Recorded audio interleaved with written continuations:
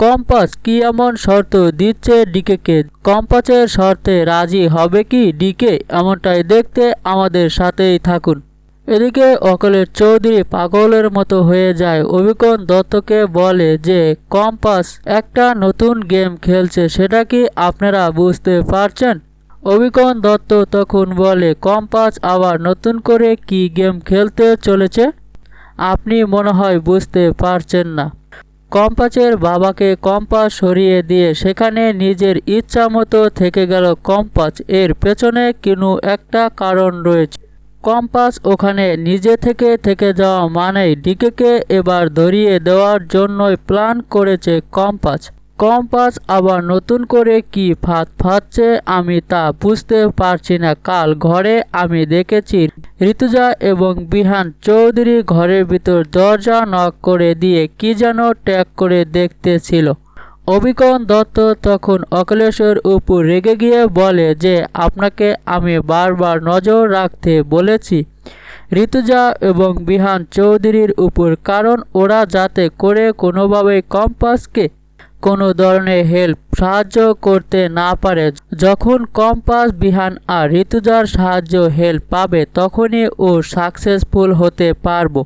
আপনি তা না করে আপনি এখানে কেন এসেছেন অখিলেশ চৌধুরী?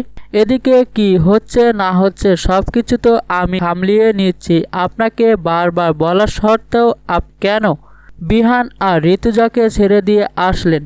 এখন যদি ডিকে ধরা পড়ে যায় তাহলে আমাদের কি অবস্থা হবে সেটা কি বুঝতে পারছেন আপনি? অখিলেশ তখন অভিকন দত্তকে বলে, আমি বুঝতে পারছি বলেই তো আপনার কাছে এসেছি। ডিকেকে ধরলে ডিক তো সব ফর্মুলা বলে দেবে আমরা কোথায় অবৈধ কিভাবে কাজ করছি, এজন্যই তো আমারটা হচ্ছে। ডিকেকে ওখান থেকে কিভাবে বাঁচানো যায় সেই প্ল্যান করেন, তা না হলে তো আমরা এবার ফেসে যাব। কম্পাস তো জিনিয়াস লোক, তাকে তো আপনি ভালো করে চেনেন। বারবার ওর হাত থেকে আমরা যেন ফসকে যাচ্ছি, কিন্তু ডিকেকে ধরা পড়লে ডিকের যে সত্যি কথাটা বলে দেবে তাহলে আমাদের কোনো গতি থাকবে না।